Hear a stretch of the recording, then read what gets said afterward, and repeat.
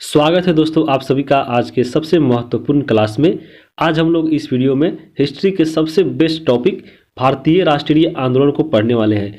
Best इसलिए क्योंकि यहाँ पे अगर कोई भी आप एग्जाम देते हैं तो हिस्ट्री से जो सबसे ज़्यादा सवाल पूछे जाते हैं इसी टॉपिक से पूछे जाते हैं, क्योंकि इसमें हम लोग 1885 से लेकर 1947 तक इसके बीच में जितने भी आंदोलन या आपको जितने भी प्रस्ताव पारित होते हैं या जितने भी विद्रोह होते हैं, जितने भी समझौता होते हैं, उन सबको हम लोग एक एक करके पूरा आपको क्रम से पढ़ना है। जैसे 1885 से शुरू करेंगे और 1947 तक यानी माउंटबेटन योजना के तहत जब भारत को आज़ादी मिलती है उन सबको हम लोग एक एक करके पढ़ेंगे। जैसे 1885 को पढ़ेंगे कांग्रेस की स्थापना, इसको डिटेल में जानेंगे। फिर 1905, 1906, 1907, 8, 9 ऐसे करते करते हम लोग 1947 तक पढ़ने वाले हैं। तो यहाँ पे 1947 तक माउंटबेटन योजना के तहत हम लोग भारत को आज़ाद कराएंगे, तब ये टॉपिक खत्म होता है। तो आपके लिए यह वीडियो बहुत ही इंपॉर्टेंट हो जाता है।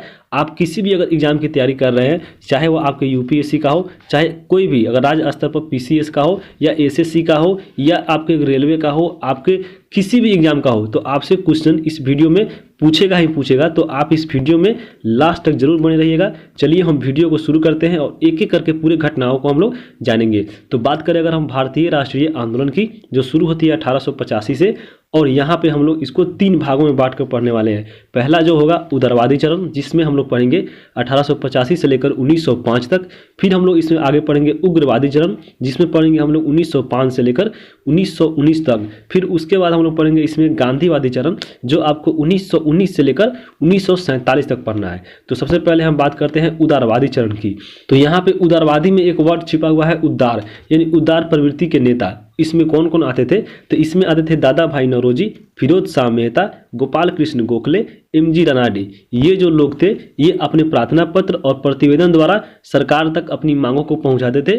फिर आपको 1905 आया। 1905 में हुआ बंगाल विभाजन और स्वदेशी आंदोलन, जिसमें भारत में पूरी तरह यह हड़ताल होने लगा, पूरी तरह विरोध होने लगा अंग्रेजों का। फिर उसके बाद आते हैं आपके उग्रवादी नेता, और उग्रवादी नेता यानी मार धार करने वाले नेता आए, और इसमें जो आपके प्रमुख थे वह थे लाला लाजपत राय। लाला लाजपत राय की बात करें तो ये आपको पंजाब के शेर कहे जाते थे, पंजाब केसरी कहे जाते थे, और मार धार के चलते ही इनकी 1928 में जब साइमन कमीशन आया था भारत में, तो उसी के विरोध में इनको लाठी से ही मृत्यु हो गई थी मारने की वजह से। तो ये बाल गंगाधर तिलक इसमें प्रमुख थे। उसके बाद आपके थे बाल गंगाधर तिलक, जिन्होंने इसमें नारा दिया था कि स्वराज मेरा जन्मसिद्ध अधिकार है और मैं इसको बिना लिए नहीं छोड़ूंगा। तो आपको उसके बाद इसमें आते हैं विपिन चंद्र पाल यानी पाल। तो यहाँ पे ये तीनों जो थे ये त्रिगुट कहा जाता था, यानी यहाँ पे लाल, बाल और पाल। तो ये तीनों को अगर बात करें तो ये तीनों को हिस्ट्री में नाम जाना जाता है